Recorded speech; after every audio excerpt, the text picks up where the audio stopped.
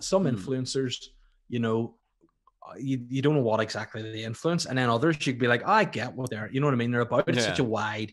So I mean, I think it's whatever people are happy with calling themselves. My thing is, as long as they do something, you know. I think if you're an influencer, like, well, what do you do? It's like, yeah, you know, I don't know, just stuff. But like, if you're actually doing stuff, or you're making content, or you're working on things, you know, good luck to you. You know, I think that. But I think there's some people call them influencers, and you're going, the only thing you're influencing me to do is go and hold my own head underwater in a sink, you know. So that's. Hello and welcome back to another episode of Finnterviews. I'm your host Connor Finn, and this is a show where I get to chat to the most interesting people I know. On the show this week, I was thrilled to sit down for a chat with Belfast born and bred comedian. It was, of course, the brilliant Dave Elliot. We discussed Dave's interesting journey from wrestling, interior design and criminology to falling into the NI comedy scene, chatting about everything from stand-up horror stories and influencer discourse to Dave's own red light district and his exciting plans for the future. Oh, this one was really fun to record. Dave is one of those comedians that over the last couple of years, he has always just been in everything that I've seen. So actually getting him for a second to chat, he is flat out. So just being able to have a wee bit of a sit down with him was honestly such a pleasure, and he was such a sweet guy to chat to, really honest and just really down to earth. And yeah, I think you guys are really going to enjoy this one. But without further ado, please enjoy this latest episode of Finnterviews with the wonderful Dave Elliot. Well, welcome back to another episode of Finnterviews. On the show this week, I am delighted to welcome on the fantastic Dave Elliot. How's it going, Dave? Oh, very well, thank you, sir. Thanks for having me on the podcast. I'm ready to go. Yeah, no, I'm buzzing. Fucking give it to me. Absolutely. Yeah, your eyes say fear, but like your voice, yeah, is being like, oh no, I'm absolutely grand for this. Speaking of eyes of fear, I can just flick it on. There you go. I've got the only technology I have is a little button that can just change light colors. So depending on the mood, you want to talk about aliens and conspiracies, I've got this. You know, I'm all set. Yellow, which just brings out my tan, but will not even. I love that, like, prior to this, you were just be like, oh, I just had to, you know, set myself up in the kitchen instead of like a mechty one. Literally, like, coloured lights set to like light show. Yeah. Yeah. I mean, normally. Oh, sorry, I'm not prepared at all. Whip out a flute, like. To be fair, I did this light I actually got for a previous job. I used to do. I just used to stand. Was it in Amsterdam, like, or? It was when I was in Amsterdam. Yeah, I used to just stand there.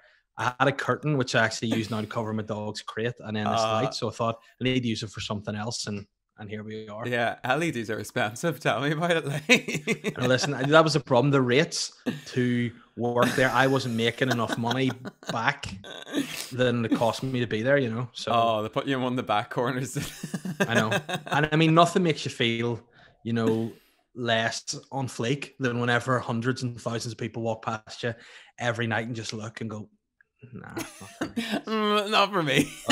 No, it's not. So we're trying other things now anyway, and it's doing okay. So now I'm into podcasting. Yeah, I mean, which sometimes can be equally a thankless task. You know, and sometimes you're like, I wish I was back in the red light district. Damn it. Well, I suppose speaking of red lights, Dave, for the people that maybe don't know you and they're like, what the fuck are you talking about? Yeah, maybe give us a wee bit of an introduction to yourself. I mean, clearly, funny man, I'm out of my time, but like, I'm not going to put words in your mouth. Like, just maybe give us a wee introduction, a bit about your background, maybe why have you on the show? I think, you know, this is always an interesting question, and it's always something that I find it's hard to actually, what is it? You know, that we do. You know, people often like, what are you? I would just sort of say I'm a comedian, I guess. That would be, but then really, you know, that conviction. Yeah. You know, I'm a convict. I'm a former male prostitute. I'm a comedian. I suppose I'm a podcaster. I'm a stand-up comedian, a podcaster, and a writer, which I just combine in one and call comedian. Yeah. You know, so see, it is. That's always. Sorry, go ahead. Oh no, I was just about to say, like, I'm always afraid to, like, like say I think about like you know what I mean, like between, because obviously you know so many comedians, like you have to, you know, do so many other avenues of being like, this is me also performing when everything's fucking closed down. So then I'm like, oh yeah, well, you know, like content creator stuff like this, but like then I see I start to roll and I'm like, yeah, I'm not going to tell people they're content creators anymore, because I feel like that's like on par with like people that call themselves influencers. Actually, in my Instagram, I say I'm a content creator, but that's neither here or there. It's fine. But I mean, I think that's because that was to me, that is an interesting. I think that if you define yourself as something, you're going to get people hating it regardless. Some influencers, you know, you don't know what exactly they influence, and then others you'd be like, oh, I get what they're, you know what I mean, they're about. It's such a wide. So I mean, I think it's whatever people are happy with calling themselves. My thing is, as long as they do something, you know. I think if you're an influencer, like, well, what do you do? It's like, yeah, you know, I don't know, just stuff. But like, if you're actually doing stuff, or you're making content, or you're working on things, you know, good luck to you. You know, I think that. But I think there's some people call them influencers, and you're going, the only thing you're influencing me to do is go and hold my own head underwater in a sink, you know. So that's not really the best. But I mean, do you know what I mean? It could be a niche there. Like, literally. I feel like, anybody that's turned into this podcast or be like, Connor fucking influences me in some of those ways. Like, do you know what I mean? But yeah, I suppose comedian, writer, as you're saying, podcaster. I mean, a bit of everything, actor as well, I suppose. Like, yes, that I technically, but that's always a weird one, because like, I think there's such a, like, the world of stand-up, podcasting and writing. I'm like, you know, this is my thing. I can do this. I don't feel like, oh no, you know, what am I doing? Whereas anytime I act on anything, I'm like, oh no, why am I doing this? Look at these people I'm acting with. They're proper actors, and then I'm just a guy that says words in a stupid way normally. And it's like, oh no, what are you doing? Like, I remember there's one thing I did, and it was a blap that I did that Kieran Bartlett had written, called Thick As, and I had to do like a as far as a comedic scene goes, a dramatic comedy scene with Ian Beattie from, you know, Game of Thrones, and he's there just like practicing lines and all, and I'm just standing there going, oh, don't say something stupid to him. Don't say something. I'd be like, oh, you made a sticky end, didn't you, mate? Shit, I've done it. Fucked it. Oh, God. But the one thing, I wasn't even remembering my lines. I was just saying, don't say something stupid, you know. But yeah, so yeah, acting, yeah, a bit. I'll take it, you know. Yeah, jack all trades, really. But I suppose, like, master of none. That's the key. But I suppose, like, as you're saying, they're like, I mean, all these kind of fucking routes that, like, I suppose that you've been going down, whatever, like this, like, but like, I suppose bringing it back to the start, like, when did you first kind of get into this kind of route of like comedy, and I suppose like entertainment at the, you know, the best part of it? Like, was it something that you'd always kind of like gravitate towards, or like, was there ever potentially like another path, and like, was there going to be Dave the Builder, or like, what's well, it's weird. I can remember distinctly I remember always liking being like making people laugh. I always remember I enjoyed that, like, making people, like, I was always something I liked. I don't think I ever really, like, I went to quite a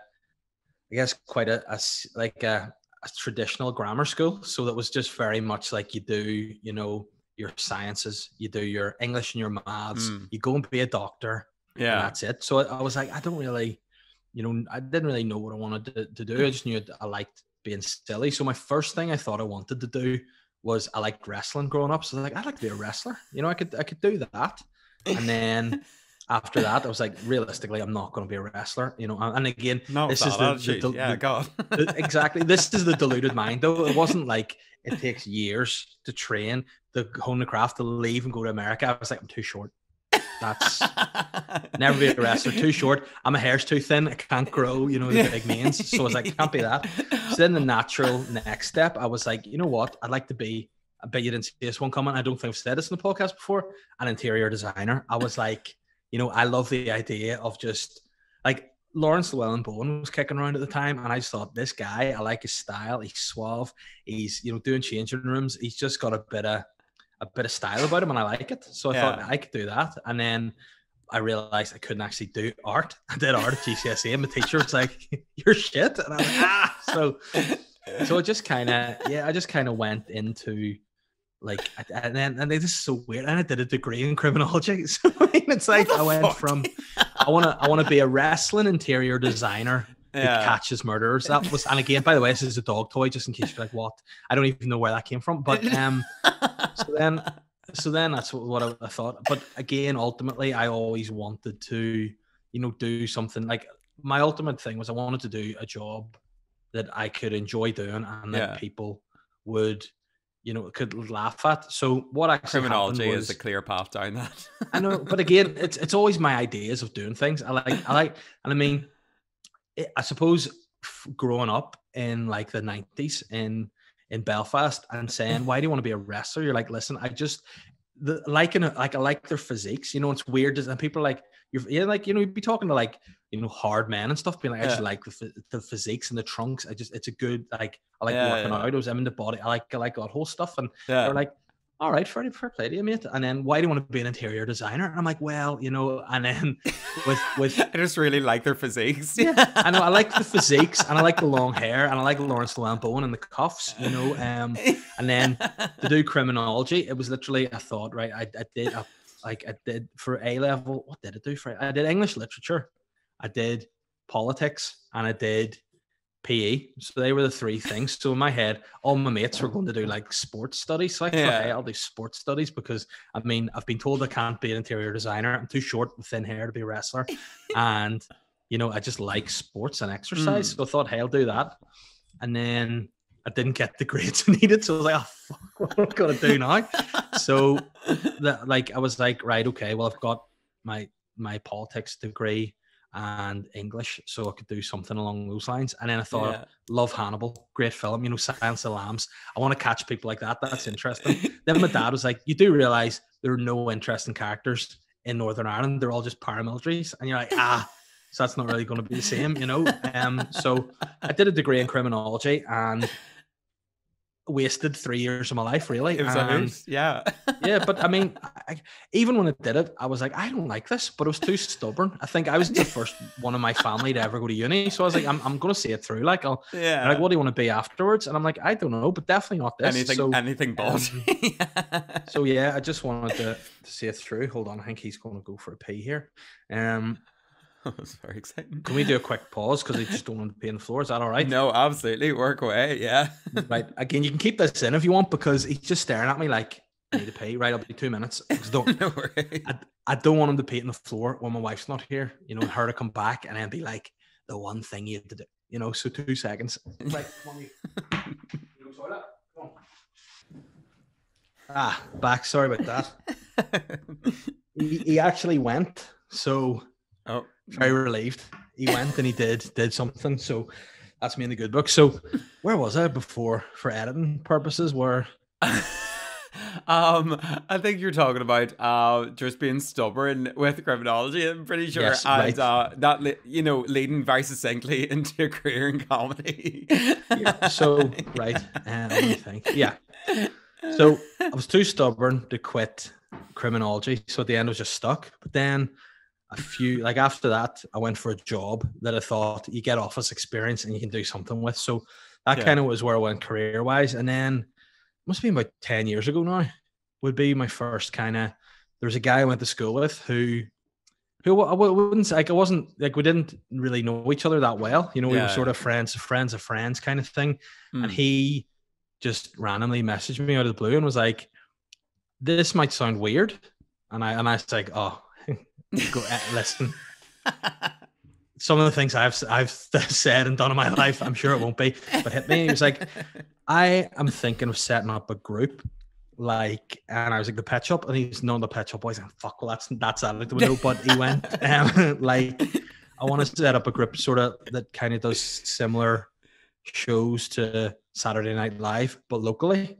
Okay. And I was like, all right, okay. And he was like, so I'd like to do like a live show with sketches, stand up in it, and like a live band, like a local band playing. So it was a really good idea. And he said to me, like, you've done some stuff in school. Like, I was like, I took, like, I never really did anything, but like I was like, I mentored a drama, like junior drama for a bit. Yeah. And like I like that sort of stuff, but I never really performed.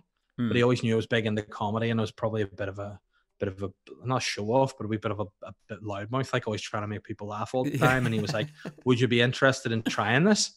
And I went, oh yeah, you know, absolutely 100%. This sounds actually really good. And it was a weird thing to just, you know, go into, because I think the biggest thing for me from being from Northern Ireland is that access to things you don't think is always attainable, you know. So for me, I was like, how do you ever get into these sort of things? So when he said that, I thought, you know, obviously to begin with, very diluted. I was like, well, we're just going to be famous on TV, you know. And that was my sort of young brain thinking about it. But that was the how it all sort of started into sketch, really. And I always sort of enjoyed writing and coming up with things. So I thought it was a good outlet for that. And then quite quickly, I was like, oh, I love this, you know, performance actually such a buzz. And, you know, and I'd always sort of been a fan of, like, growing up, sort of like Jim Carrey films and, you know, all like the comedies, like the American Pies and all that sort of thing. Everyone kind of my age were into. So I always thought, this is great. Now I can do stuff that makes people laugh. This is great. So, but again, it wasn't really something that I thought, you know, I didn't know how to make it into a career per se, you know. I thought this will start off as a hobby, but then, like, we did pretty well for it, you know. And like a lot of people who were in the group are now, you know, doing well within sort of comedy and entertainment generally. So it was a really good, you know, sort of like entrance point into comedy, really. And I was in that group for about, I think, 3 or 4 years, and then we just all kind of went their separate ways, really. And it was, you know, it was all fine. It was a bit disappointing that it happened the way it did, but, you know, there just was too many people. And then you had, like, you know, people. Spotlight's only so big, really. Yeah, exactly. And it was, I mean, I never said that, but in my mind, I was like, yeah, it's fine. Sack people, fire them all. Let it be a one-man sketch group. And then we sort of... You just told everybody it was dismembering. Yeah, they had absolutely no idea. Guys, it's closed now. but no, it was really, really good. And then we went to the Edinburgh Fringe in 2012, I want to say. Oh, shit. Yeah, so when we were there, we did a show there and kind of met just through, you know, the whole thing where, you know, if anyone from somewhere goes somewhere different, they all just seem to gravitate towards each other. So through that, I met, like, Shane Todd and Mickey Bartlett and Sean Haggerty. And it was weird because, like, we all had a good rapport off the bat. You know, we had sort of similar banter and crack and stuff, and got on really well from that. And it was really that I don't know what he's at. But you know, through that, we just kind of, whenever FNT stopped being a group anymore, those guys were like, you're funny, you should do stand-up. And I was like, no, I'm basically too scared to do it. And then that was kind of how I got bullied by those three into basically doing stand-up. And then, you know, the rest I kind of just, I guess, worked on and figured out as time went on, really. So so I mean, standard practice, like, from going, wrestler, you know, PE, criminology, some lad from school just fucking messed you out. Like, here, I remember you were, like, into doing this stuff, and then, just running into, I suppose, literally the comedy scene, not even in Northern Ireland. I mean, you're literally over in Scotland. That's where you run into it, like. Yeah, but, like, the way you've said that, there's a fair point. Like, I've never realized it now before, but when you actually say, you know, you want to be an interior designer, I think maybe he just was taking the piss, and he rang me. He's like, listen, this idiot will do anything. Do you want to try comedy for a laugh? And I was like, oh, sure. And then here we are. Nearly 10 years later. There's this freak we ran into. He'll also do anything. And they were like, listen, if we need material, just ask him what he thinks he's going to do with his life. And there you have gold. You know, so that kind of... They were asking you about material, and you're talking about wallpapers, and they're going, mate, no, this isn't interior design.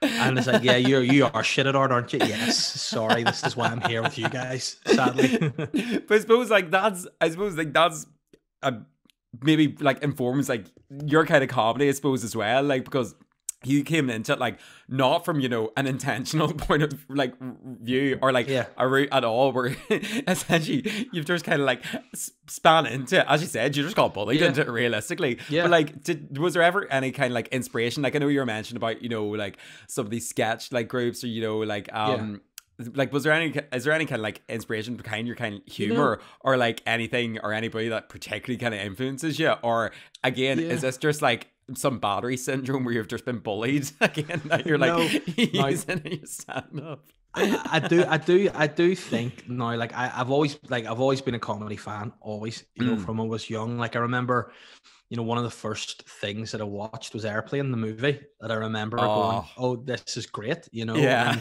and it was through watching films. Like I had a friend of mine who like his parents rented like a Cinemas. summer house to my parents who went on holiday. I mean, and they also probably were swingers, but we'll not go into that. And he was a couple of years older than me, so he was able to, like, you know, whenever I was like 13, he was 15 and able to get like DVDs of things that I, you know, like comedies that I couldn't watch and all. And I Yeah. was thinking I was really mad watching like things like that. I remember like watching things like Airplane, American Pie, all this stuff that I was like a little too young for, and I was just like always loving, you know, comedy, and that, like, that would have been horror films, and comedy would have been sort of two genres I really liked. So I always Yeah. knew I liked comedy, and then Mm. I got into stand up as well just through watching it. And I remember watching like specials growing up and being like, these guys are really funny, you know. And I Yeah. think it was the fact that because, you know, they were saying rude words as well. You know, when you're a bit younger, you're like, oh, this is risky, you know. And I think that's what kind of, you know, I loved all that sort of stuff. And like obviously Billy Connolly, everyone sort of admires. But growing up, he was Who? one of the few.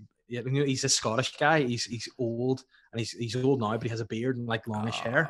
No, No, I wouldn't know him. No, not really. no, but No.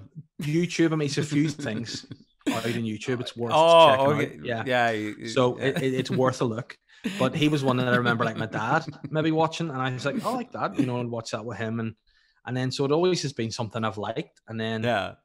you know, but again, I think it was, whether it's the Northern Irish attitude or whatever, you always feel like, oh, you know, almost like, oh, sure, wouldn't be that, you know, or Oh, how, or you know, as soon as you start saying, "Oh, like I'm a comedian," they'll be like, "Oh, are yeah, you?" oh, Like, do are you know you, what I mean? mate? It's Yeah, almost kind of like, "Ah, fuck off!" Like, do you know what I mean? yeah, Tells a joke, oh, fuck yeah, you. and then you're like, well, the thing about it is, I don't really tell jokes. It's more like, you know, anecdotes and stories, and they're like, ah, you're not fucking funny, are you? And I'm like, okay. And he goes, Yeah, you're here's a just joke, chain an smoking. Irishman, a Scotsman. And you go, all right, okay, You're just chain go smoking for out the it. back. It's gonna be fucking I know. funny. But whenever like the opportunity came, I was like, this is great, you know. So Yeah. I think, you know, and as well with local comedy too, like when you're growing up, you don't know the sort of the like the vastness almost of the scene that is here. You just see what you see on TV.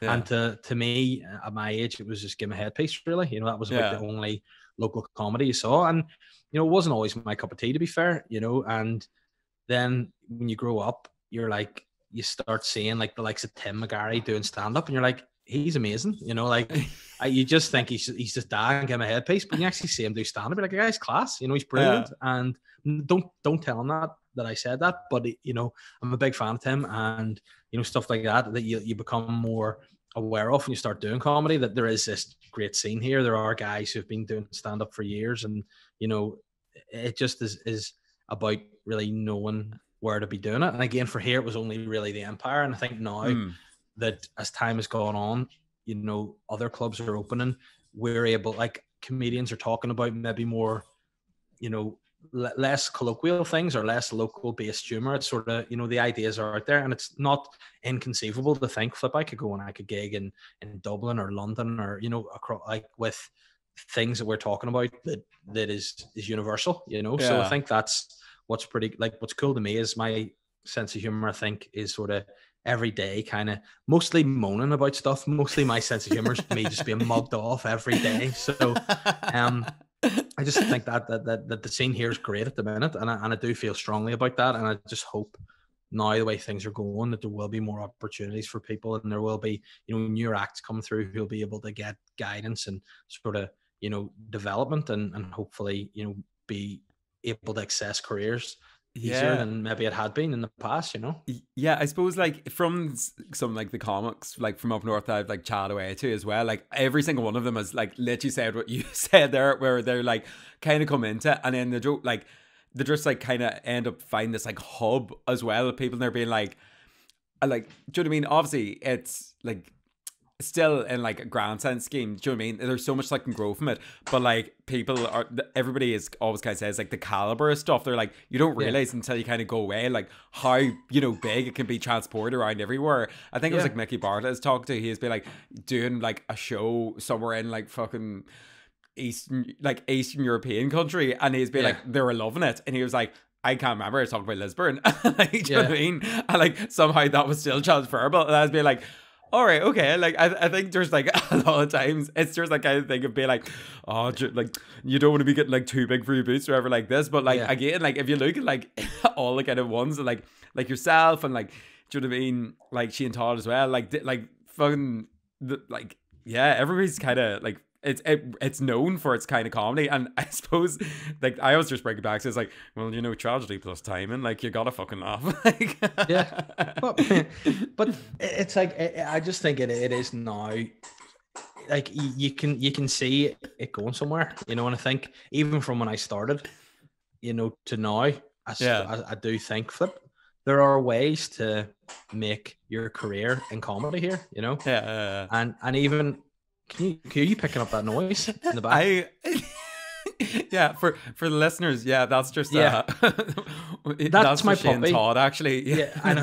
I keep him on a leash just under my stairs, and at night I throw him a squeaky toy, and he just, you know, he hasn't had much attention today, so he's just chomping away a bit. But no, I just think, like normally I think the feeling of a comedian, certainly from like Belfast or whatever, is just negative, you know. And I think now people are like, oh, you know, there's opportunities here, we can make something of this, and you know, it's good enough. And I do think now that there are, you know, a lot of acts who I think, you know, are on a par with sort of, you know, like bigger scenes like London's, Manchester's, you know, Edinburgh's, Newcastle's, Dublin's, you know. And now that maybe like the pandemic's like, it was a big shitting a lot of people's, you know, opportunities a little bit, but you know what? The thing about it was I went to myself, I was like, right, well, instantly when they're like, everyone's going to shut down, I went, well, no point in thinking about stand up at all. You know, there's no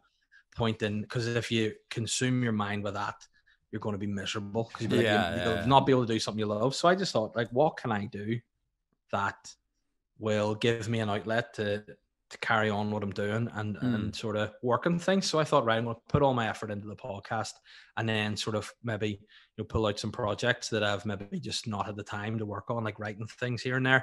And now we're sort of coming out the end of it. I'm like, I feel like I'm probably better off now in terms of comedy than I was even at the start of the pandemic, because I've actually taken because when you're gigging like a couple of nights a week, or you have a family and a full-time job and everything, you're juggling a lot, and then you're maybe only fitting in one, but then obviously you can't do anything. You're like, well, I don't want to just sit around here and we just go bald and grey, which I'm doing anyway. I might as well, you know, try to make some of it. So I had another child and got a dog, you know. When I mean, just a man that hates peace, you know, peace and sleep are enemies of me, like. So clearly,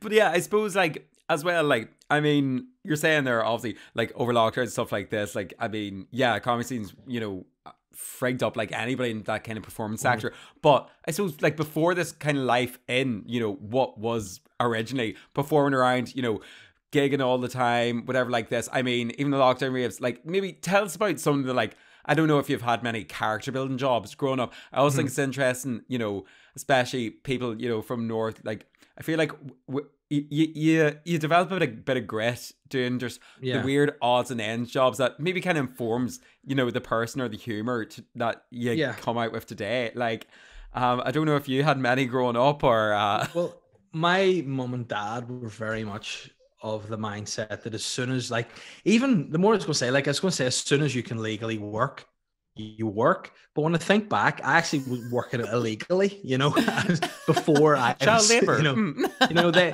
like, I was a child laborer, you know, and my parents, like, when I was, I think I must have been about 12 or 13, I did papers. So that was my first kind of job. I delivered newspapers and it was £2 an hour at the time, which whenever you're that age, you're like a baller. You know, you're like able to go to school with a packet of pretzel flips and, you know, a tin of Diet Coke, and you're like boss hog, you know. Whereas that was my first sort of thing. And I think my parents just wanted me out of the house. They were like, right, the weekends, he goes to school every day. So how can we get rid of him on a Saturday and Sunday? Bring him down and pimp him out to the local paper man and be like, can he deliver papers for you? So I did that. I delivered the Hollywood Advertiser in Hollywood, which I loved because, I had mates who did it. And it was actually one of my friends in school's dad who ran it.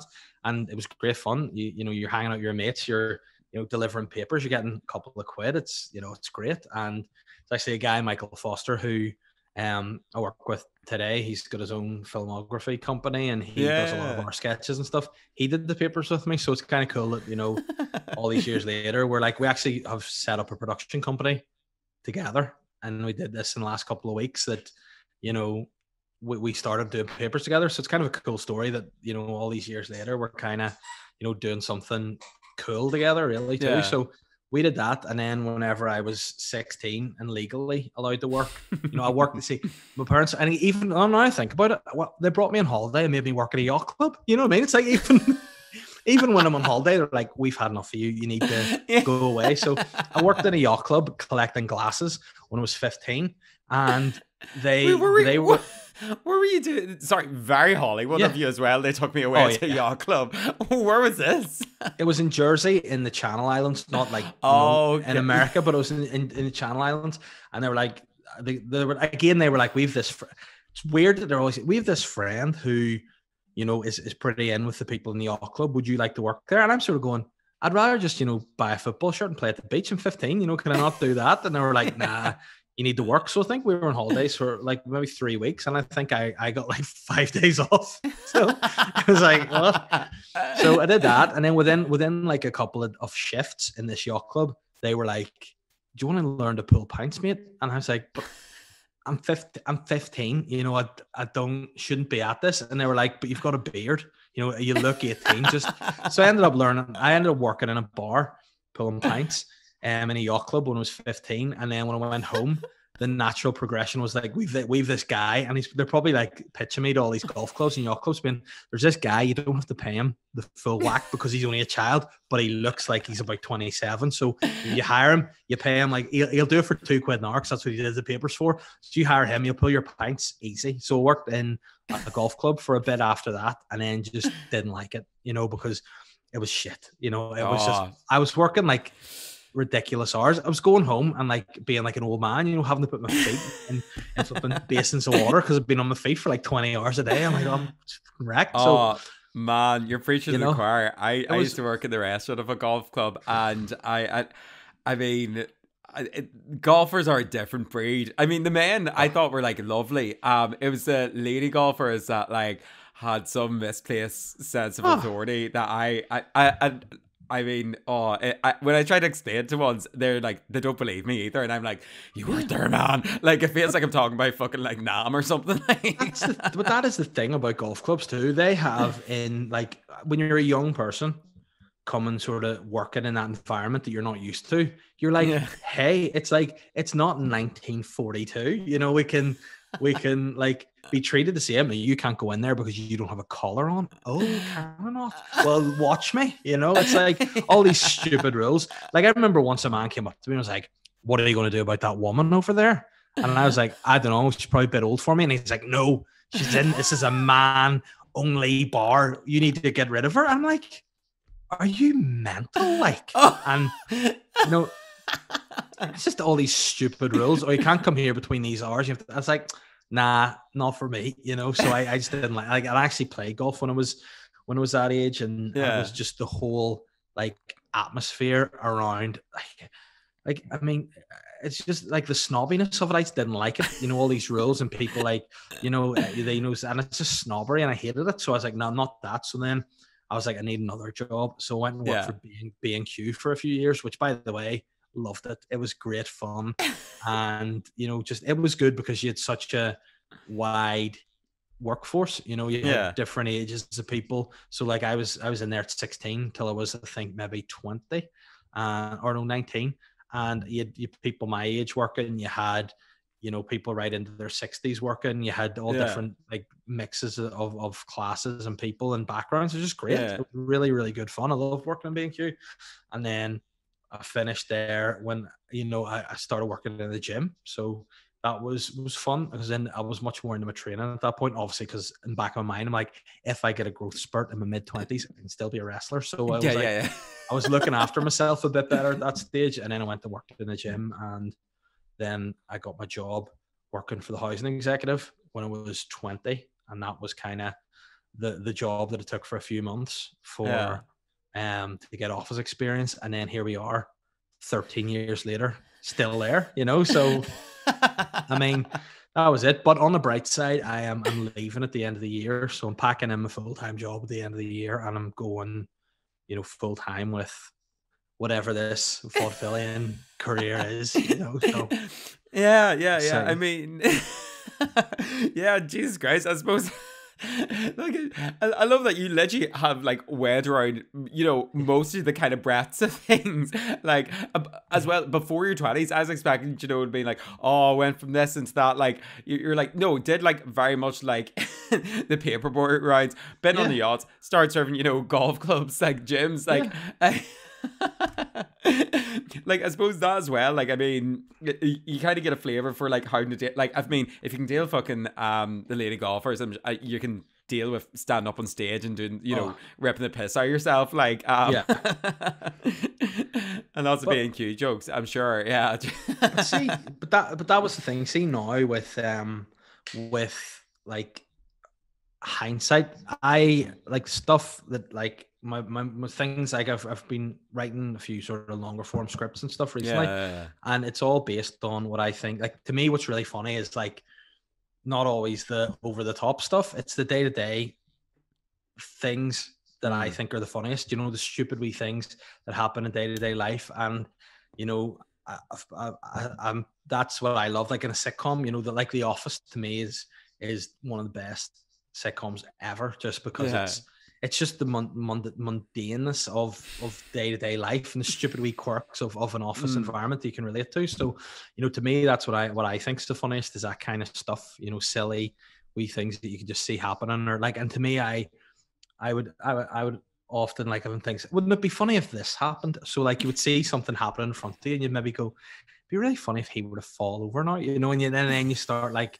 thinking about wee scenarios and scenes for stuff, and that's how it kind of kicks off. But to me, like working those jobs, seeing like the lady golfers, like Mr. Captain, I was like, no offense, I'm not calling a man Mr. Captain. You know, what's his name? And they're like, his name's James. I'm going, well, I'm going to call him James. I'm going to call him Mr. Captain. You know, I mean, the only people that I ever would refer to as Mr. Captain were the people who pay me good money when I worked in Amsterdam. They were the only ones who got the Mr. Captain treatment. But other than that, you know, it was like, it's just a weird, subverted world. But there's plenty of that in it, you know. And then, like, if you're looking at a golf club, you could be like, you could write a wee sitcom about, like, you know, a group of men, like in a back bar. What are they chatting about there? Because it's stupid stuff that, like, because it's a men only bar, people are probably like, well, what are they talking about in there? I'm sure it's really interesting. It's probably like just lawnmowers and boring shit. You know, they're probably like, and I bought a new putter. It's a FootJoy. And you're like, oh really? I'm dying for it. Boring, you know. But it's like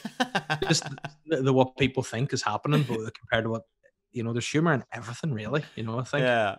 Yeah, exactly. I suppose, like, as well from that, like, do you know what I mean? Like, humor and everything. Like, there must be, you know, some kind of standout moments, I suppose, like, as well, from going from in this, you know, as you said, like, from these kind of jobs, housing executive, like, getting into, like, this, like, completely different fucking world of, you know, doing podcasts and, like, doing all these other bits. Like, has there been any major standout things, like, in this, I suppose, entertainment in broadest terms, like, world that maybe you, like, never, like, could have imagined kind of happen? Like, I don't want to feed you anything, like, any lines, like, or any words to you, but, like, I mean, Finnterviews, like, I'm sure, I mean, who would have thought you would be here tonight? There you honestly. go. Yeah, absolutely. Yeah. You know, and I mean, I do, like, it is weird, I think, a lot of the time, because, you know, my friends they mostly have kind of what you'd say are normalish jobs, you know. So whenever they're like, oh, you coming out for beers? And I'm like, oh no, I'm going to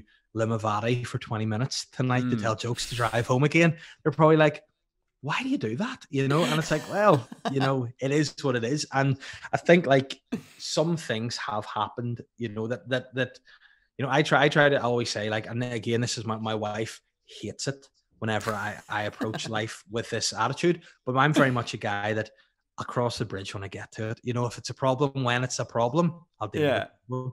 And like, she was like that when we had our first baby. She's like, have you read those books about how to look after a baby? And I was like, no, because every baby's different, and I will bond and grow and educate my child how I see fit once it's born. She's like, no, it's not about that. It's about literally how to look after. I was like, we'll be fine. She's like, no. So to me, like with comedy, I would very much be like, take each gig at a time and try to work towards.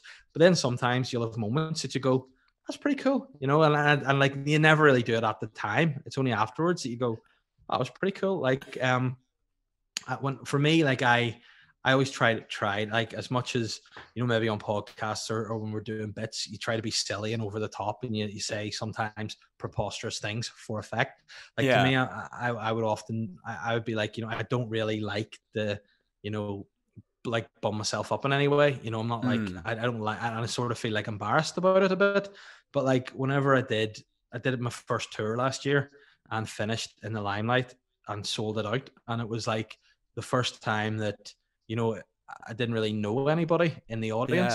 Obviously when you're doing things like you start out, people are like, oh, we must come to your big gig, and you're like, oh, thanks, Granny. When you get us in, when you get some gas like, in your van, like I know. I mean, you need to buy tickets, because otherwise, hell, just be telling very personal stories that make me sad for nothing. But that was a moment that when I finished, everyone was cheering. I know, big round of applause. I was walking off, and I was like, wow. There's just like a room of hundreds of people here to see me. It was a bit like, that's kind of cool. That's like, why are these people like here for me? It's kind of like humbling, it is in many respects. And then last week, I was doing a podcast with, it's a top secret podcast that it's a pilot podcast. Oh, don't worry. Nobody listens to this anyway. So I can't say what it is, but it's going to be a podcast where Shane and I interview guests, and we had Alan Davies on last week, Jonathan Creek, and from QI and stuff. And I was just sitting there, so I was just sitting asking him a question, going, how did this come to into fruition? It's just a weird thing to just be sitting. Like, there's a guy, like, genuinely. Yeah, it's like, and like, whenever the producer came back to us, like, yeah, Alan Davies has agreed to do it. I'm going, well, what's going wrong in his life that he's agreed to talk to us? But whenever like we were doing that, it was like, there's a guy, like, I was a big Jonathan Creek fan growing up, and I was like, I always liked him on the panel shows, and he's an Arsenal fan too. So I'm like, I think me and him could be like bros, and then we're just sitting chatting to him, and I'm like, wow, this is kind of cool. So that was a moment recently that I was like, this, maybe this, like, again, it's always silliness. That's a word that I think people often attribute to stand up. Really, it's like, oh, you're being silly tonight, aren't you? And I'm like, well, there's there, and again, while you're out doing it, I think there has to be a reason to it. For me personally, I know a lot of people are like, they find it a hobby or whatever. But as soon as I caught on to the fact that I was half decent at stand up, I was like, you know what? I was actually probably having kids, to be fair, was for me to justify leaving the house for whatever amount of time. I had to almost, I had to bring something back, so I had to get paid for it. So very much cheaper than happened, therapy. Exactly. And but for me to, like, I couldn't have justified, going out of a night if it was just a wee hobby. You'd be like, well, I need help to put the kids to bed, and I'm stressed out of the cook the dinner and do the dishes and that, and be like, well, I have to go out and have a few pints with my friends and be silly here. She'd just not have it. So that's whenever I kind of was like, you know what, I love doing this. I love making people laugh. I want this as a career. So I kind of took it quite, I guess, seriously, whenever I was like, right, how do I then make this a career? What do I have to do? And that's kind of what was whenever I kind of got the wheels in motion to be like, right, this is what we have to do. There's a process. It's a bloody long, drawn out process. And I think with stand-up, it's one of the few arts that there's no real like time scale on. Like, you can do stand-up until, you're well into your 80s or 90s, or until you die. You can always be at it. That guy I had mentioned earlier, Billy Connolly, he's worth looking up as well, because was quite old. He's just retired recently, Oh, but he's definitely worth looking into. But so I thought, you know what, let's just I do know who Billy each step Connolly forward. is. Oh, and I know. I'm being facetious, So I was like, I don't know if the tonations are coming across the podcast. People are going to be like, Connor, you're thick as shit. Like, oh no, absolutely. Listen, I'm all for that, and but intended. Yeah. So yeah, absolutely. So whenever I just kind of realized, I would like to make a career in this. And again, I think you have to be sort of smart. You can either do it as a hobby, and if you love doing it as a hobby, fair play. But if you want to make a career of it, you have to look at all the different aspects. Like you can't just do stand-up anymore, sadly. You have to have like podcasts or acting or other things. And I had to be like, well, what do I want to do? And ultimately it was make funny things. So I was like, well, how can I make funny things? So it was like podcasts, scripts, stand-up, So that was kind of where we're at, and that's going to be the plan going forward, hopefully. Yeah, I suppose that you're being like, geez, how am I going to make this career? And being like, gonna have to chat to some wee specky kid in the internet. I suppose that's like part of the fucking game as well here, Jesus. Listen, look, that's fun. And I have spoken to many young specky guys before in my previous job working in Amsterdam. And unfortunately, most of the guys, they would come into my room and then they would see me close up and they wouldn't actually want to hand the money over, and we would just chat and it'd be nice. But this is all fun. Like I love doing podcasts, and I love chatting to people. So I mean, it's a lot of fun for me.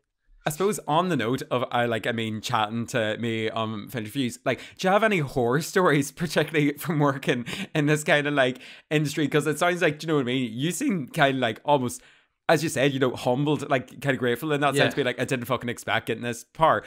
But like, has there been any kind of situations from this where you've been like, okay, well, I didn't really expect that. Do you know what I mean?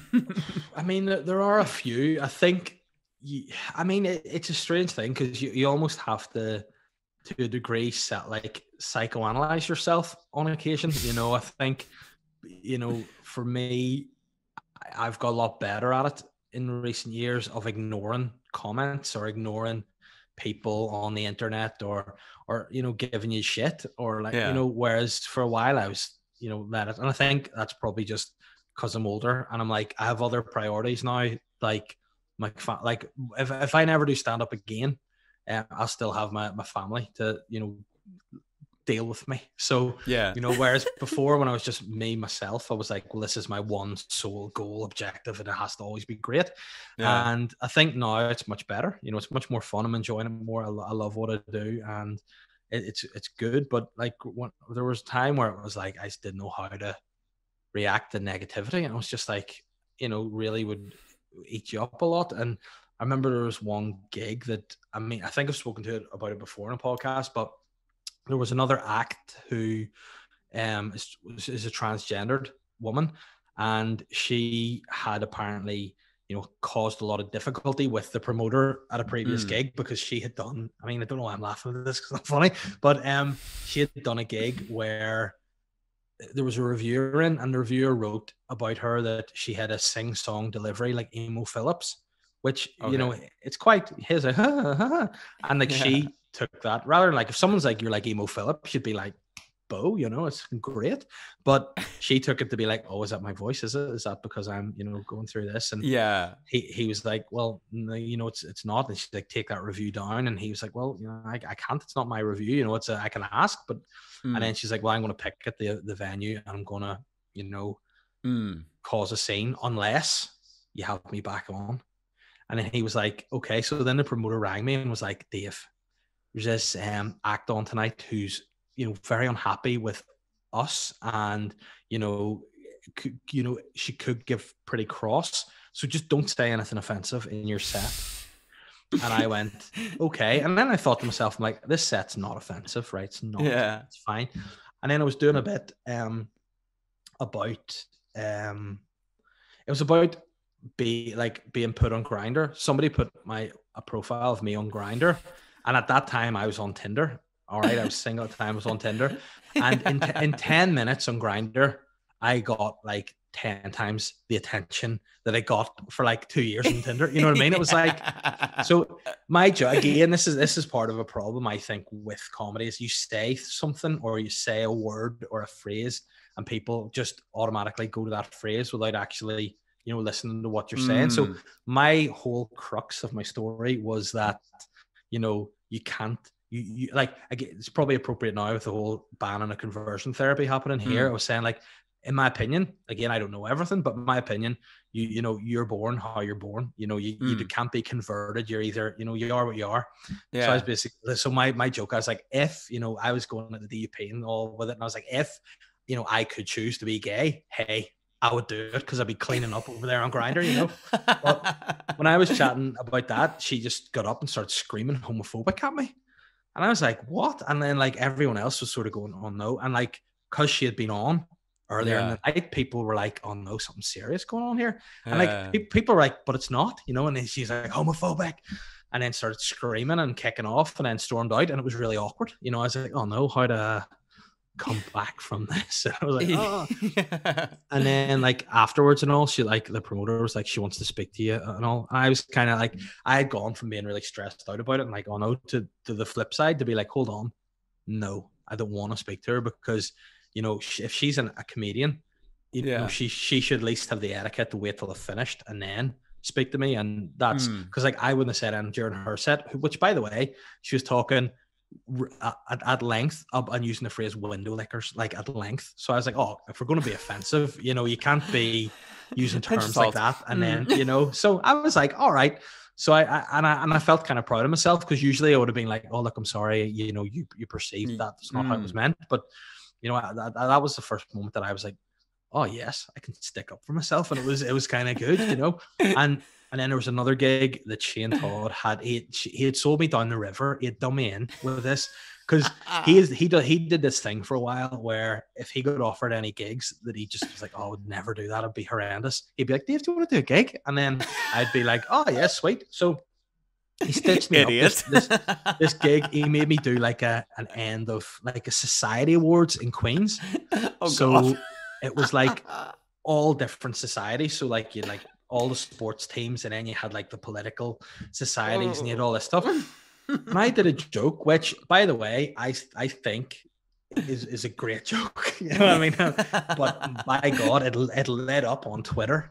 And at that point, like, nobody really knew me, you know, it was always starting out. So like, it was even reading it back, I was being offended because people were using phrases like that man, that bearded man in the sweater. And I was like, you know, but my joke was, I was doing a bit, right? I was doing a bit about how in today's, and again, like, see, when I say this stuff, I'm like, I'm way deeper than I come across, you know. But my joke was about basically, you know, whenever you were growing up, like in the 80s or 90s, your mom and dad would just be like, you know, like there wasn't any like medical definition as to what was wrong, you know. And I was always like, I was what was known as in my day as a bit of a handful, you know, or in today's terms, seriously ADHD, right? That was the joke. And someone was like, what?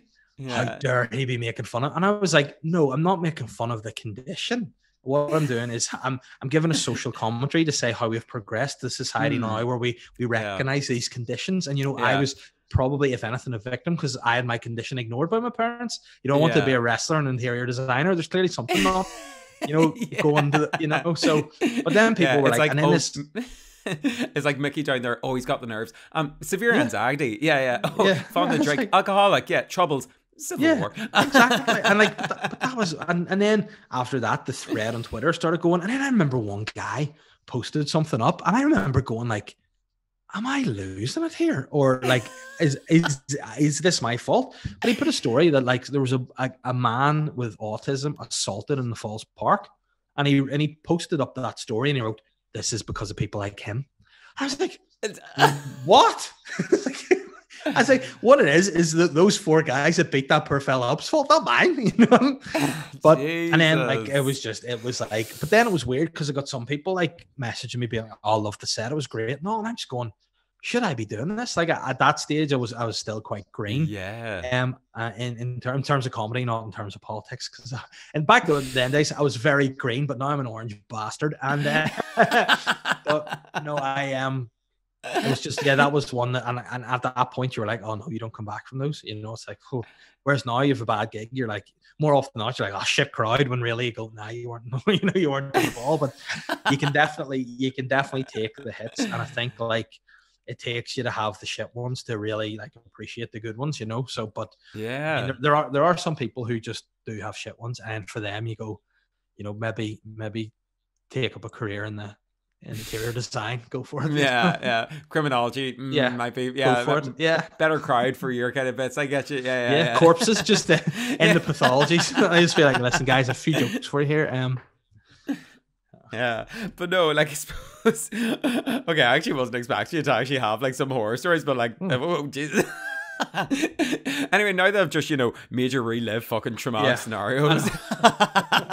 Oh, Jesus Christ here. But I suppose, like, from doing all of that, you know, from the big fucking gigs where, you know, literally people are clapping off you know, getting literally troubles online, like, you've really been around all the bands here. But like, I suppose from doing all of that, like, what, I suppose, does the future like hold for yourself? Like, you're kind of mentioned, or like, you're leaving like this full-time role to like really go like full fucking heat into this. Like, are there any big goals that you're looking to achieve? Like, maybe you haven't yet, like, or I mean, is it round 2 at the society gigs? Do you know what I mean? Like, your comeback tour, or yeah, well, I mean, for me, it's like, I think now at the minute, it's like, right, what do I want to do? I always think is the most important thing. And I think, you know, in terms of like knowing yourself, what you know, is achievable, what you want to do, and what would make you happy, I think is a really important thing. You know, I think for me, the first step, again, like I was saying earlier, I'm across the bridge when I get to a kind of person. So initially my first goal for a long time was to get to the point that it was my full-time profession. You know, I do feel like one thing I would quite, you know, my work ethic's always something, you know, even obviously from being a child laborer, I think that was instilled in me then. But I always think that, you know, for me to, you know, be like working a full-time job per se, to be raising kids, to still be, you know, at a decent enough level, I think, you know, certainly locally anyway, that, you know, if I had took the foot off the gas at all or been lazy, you know, I'd have been like, you know, guys like Shane or Colin would just, you know, leave you totally in the dust, you know, and rightly so. But I think now that if I leave my job, it'll free me up a lot more time to pursue things that I maybe haven't. And during the lockdown, I've got a couple of scripts that I've written, and one of them's been not commissioned. I'm writing a pilot script for it, basically, that's going to hopefully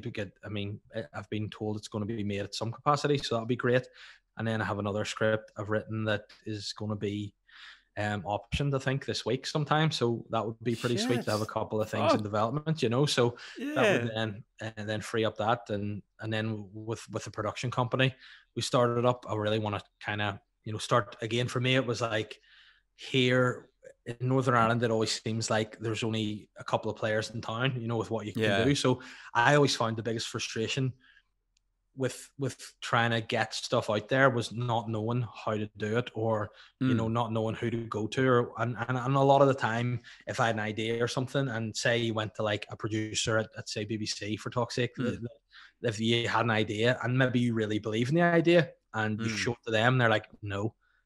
Like most of the time people will be like, oh, that's the end of that. Whereas I'd like to be in a position to be like, if there's something that, you know, they maybe turn down, you can take it elsewhere, or you can make it yourself, or you can, you know, do that way. So for me, I think, you know, I want to really be starting to just make like projects that get you excited, you know, stuff that you'd want to be working on, like collaborative things, like bringing like, and I know I feel like we have a really good scene here, and I would love there to be better representation on a wider scale, and I would like, you know, acts who have talent to be given opportunities. And, you know, if I could help away with that, I'd love to be doing stuff like that too. So I think that's what really, that's what gets me excited. And in terms of stand-up, like I always, stand-up's like a constant, you know, it's a constant process really, because you can come up with wee ideas every day that you'd be like, oh, put that in here, or work on that. So for me, you know, I would like to get a couple of script commissions really, first and foremost, and then try to leave, I guess, the scene better than I entered it, really, you know. And I think like I always maybe take the attitude of from like a day job into this side of things, and I think, you know, there are processes that, in my opinion, could be a bit simpler and they could be a bit more accessible to people. And I think that's like when I had with this script idea that is quite far on at the minute. I actually had to ring somebody I knew in BBC and say, like, what do I do with this? I have this idea. And he was like, well, what do you want to do with it? And I was like, I don't know, like, see it on a TV someday. And he was like, well, and then he like talked me through all the processes. You have to write this and you have to do that. And you have to pitch it here. And I was like, oh no. So he was like, first of all, see if a production company wants it. So I just contacted a couple of really good production companies that are like, I've liked their stuff, expected nothing back. And then both of them came back and were like, oh, we'd be interested in seeing, what happens here. So I was like, oh, great. So, it's just like, I always think that it would be helpful if there was more of an academy type thing for entertainment or comedy or young content producers that, you can hone the talent, and like maybe companies or production companies can, make the use of talent and develop them and give them opportunities. And, that's what I'd love to do. Again, to me, the production side of things way down in the future. For now, I think, sell at Ulster Hall show first and foremost in December would be important. And then, try and work on the scripts. So whenever stand-up does come back again, I can kind of, go out and gig as much as I can, and then still have the other projects that will be working in the background. And again, if it wasn't for the pandemic, I probably wouldn't have ever sat down and actually written what I've always wanted to be writing, because I've just never really had the time. So I'm delighted to be there now, and hopefully, if I leave the day job, and again, it's all down to family at the minute. My wife, she's on maternity leave, so once she goes back in September, I can then give them a 3 months notice, and then new year it'll be new me. I was going to say, maybe fuck it, I'll quit comedy and just do interior design and wrestling. Like I could be the first interior design wrestling character. I could just be like, meet people, like pin them and then just drape a curtain over them and be like, that's what I was going to say. There's a lot of glamour that could come with that. I suppose, like, I mean, that's it. Like, I mean, fucking work, like, I mean, stand up, Ulster Hall. I mean, Kingpin the North, really. Like, hey, listen, of North, I'll say North Down. I'll claim North Down. I'll let the rest. I'll let people fight it out. Yeah, you're like, I want to, like, get like real, talent coming in here. Yeah, like, I'm imagining you sitting back cigar, like, some Venetian guys. Show me your talent. Yeah, what are you gonna do? You're gonna be a star. I mean, like. Connor, you're absolutely right.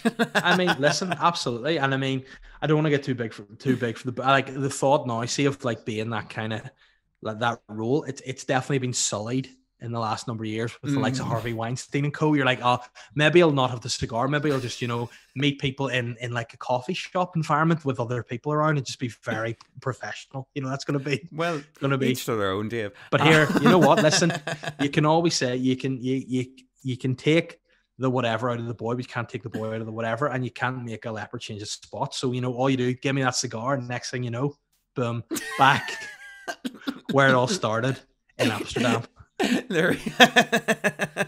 People are going to be so confused if, like, because I'm not publishing out the video till like way later. Yeah, they'll just be like, "What the fuck are they talking about?" Just be like, and then me laughing. There's just a red, like, every time I laugh, there's a red hue light that comes over just in case anybody's being like, "Why the fuck they keep referencing back to Amsterdam?" Yeah, that's like, Dave. I do. I think in Amsterdam. Yeah. But I mean, listen, why sometimes people, that could be a show that I pitch. I'd be like, listen, guys, this idea. I think what it is like people go back to do their old jobs again. Yeah. So, and that'd be really interesting. You'd have people like, say yourself, you'd go back and you'd work in the golf club again, and they'd be like, Dave, what job would you do? And I'd be like, hey, well, there's only one that I think,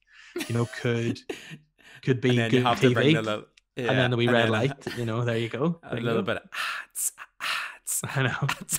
But I hate to say what you want. I mightn't have had the best business in Amsterdam, but had the best curtains. That's in terms of the windows. Mine were fantastic. Drapes, everything in the works. Beautiful velvet. Yeah, absolutely.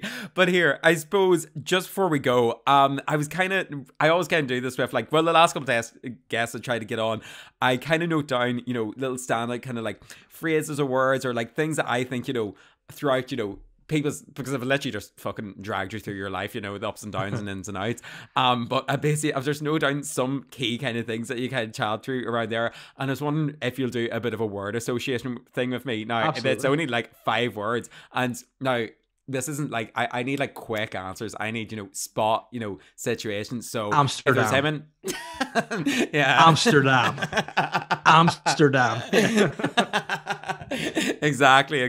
But if are you up for it? Absolutely, yeah. Okay, right. We're going to start off, right? And it's just whatever comes to mind, but like just I just want your initial thoughts. So we'll kick off first and foremost with criminology. Oh, why? Golf club. Oh, toughened after that, yeah. Oh God. All right. Not hardened, by the way, because you know, thick skin. I heard hardened. Yeah. Being cute. Sorry? Being cute. Oh, I thought you said being cute, and I was like, well, I mean, you know, finally, you know, what a way to project onto the podcast, yeah. Well, just a couple of things. Being cute, well, here, being cute was just, it was fun in an apron. You know, that was just great fun. In an apron. It's quick fire. Come on, Jesus Christ. Ahead, Hollywood. Home, really. Sly Guy. The best podcast, the most underrated podcast in the country. Interesting. BBC. BBC are fair. No, interesting again. Yeah, fair. And they're fair. Last but not least, Finnterviews.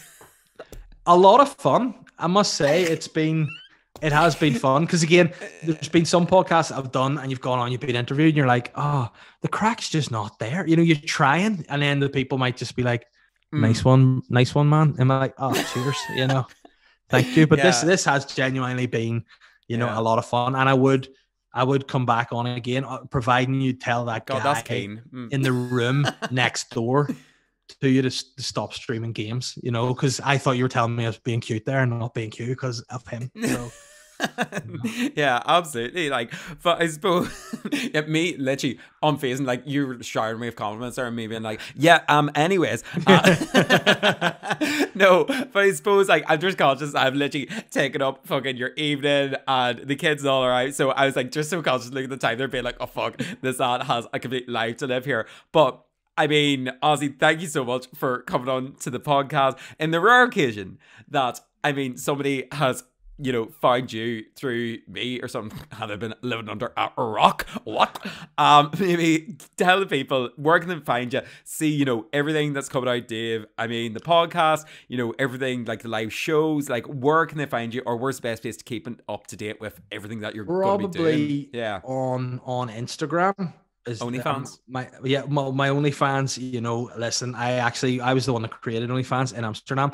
And no, on Instagram and like most of my handles and on Facebook are Dave Elliot Comedy. On Twitter, they won't let me have Dave Elliot Comedy because it's too long, and it's actually the first time that's ever been applicable to me. So I'm the Dave Elliot on Twitter, which is so embarrassing. Like why I picked that, I don't know, but that's where I'm at on Twitter. I'm the Connor Finn, right? So there we go. Just you know, two people who actually in real life have imposter syndrome but are egomaniacs on Twitter. You know, it's like exactly like that's a podcast scene in a nutshell. Like. Yeah, there you go. You listen, our podcast is great, and then you meet them in real life. Like, I'm sorry, how are you? Nice to meet you. And be confident. Exactly. But yeah, so I'm there, and you know, on the Ulster Hall website, that's what I'd say to most people. Anything you want to know about me, get it via the Ulster Hall website, because that's been the biggest. You're saying earlier about humbling things is how the tickets have sold there. It's in December and they're already selling. Like I've nearly got the ground floor sold out, and I'm a bit like, what to do? You know, it's like I'm gonna have to do this show now. Yeah. And anything else you want to find out, they'll have to put through a Freedom of Information Act. Yes, absolutely. And by the way, there will be a lot of the information redacted. So, you know, you'll just be getting like, I asked for information. Why is it just 4 or 5 pages of just black ink? And people, it'll just say one word at the top. That word will be Amsterdam. But here, no, Dave, honestly, thanks so much for taking out the time. I know fucking like just you're constant all over the place. As you say, they're like juggling kids, puppies, all the rest of it. So honestly, whenever I mess with people, I don't even expect a response. But it's kind of, as you said, they're talking to like Alan Davis. It's literally, this is what I kind of do it for. Like I just get to chat to people that I never really thought I'd get to chat to. So honestly, I just appreciate it. And Look, yeah, thanks so much for absolutely coming on. Anytime. It was a load of fun. It was a load of fun. Yeah. No worries, man. Well, sure. Have a good evening. And yeah, I'll see you in Amsterdam, I suppose. Yeah. Yes, listen, everyone's welcome in Amsterdam. See you later, man. Bye. See you later, mate. Thank you so much for tuning in to another episode of Finnterviews. If you enjoyed this episode, please do remember to support the podcast by giving us a like, share, subscribe, 5-star rating on whatever thing you're listening on right now. Really. And yeah, if you didn't like it, I don't know, leave some feedback, some constructive criticism. Yeah, you can do that actually by following me on socials. I'm on everything. If you just search Finnterviews or Finnterviews podcast, you'll find me there. And yeah, if you're not going to give me some abuse, you can maybe let me know who you would like to hear on the podcast next. Until next time, thank you again for tuning in, and I'll chat to you later. Bye.